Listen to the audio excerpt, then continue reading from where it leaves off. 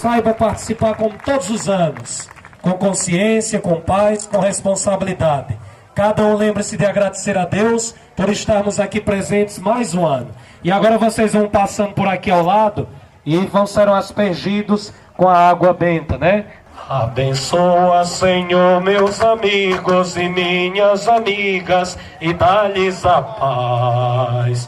Aqueles a quem ajudei, que eu ajude ainda mais. Aqueles a quem magoei, que eu não magoe mais. Saibamos deixar um no outro uma saudade que faz bem.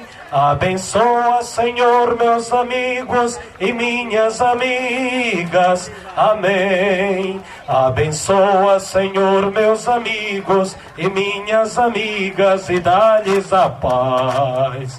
Aqueles a quem ajudei, que eu ajude ainda mais. Aqueles a quem magoei, que eu não magoe mais. Saibamos deixar um no outro uma saudade que faz bem. Abençoa, Senhor, meus amigos e minhas amigas. Amém. Abençoa, Senhor, meus amigos e minhas amigas, e dá-lhes a paz. Aqueles a quem ajudei, que eu ajude ainda mais.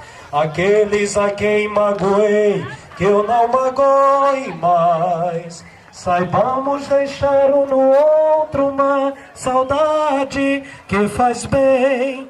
Abençoa, Senhor, meus amigos e minhas amigas. Ide em paz e que o Senhor vos acompanhe, graças a Deus.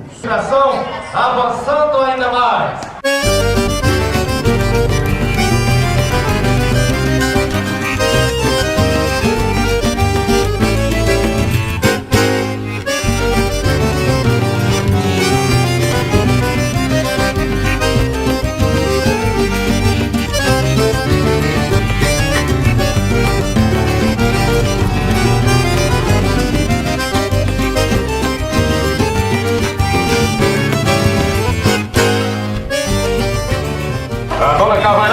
Fazendo a abertura da Semana do Município, em comemoração aos seus 146 anos.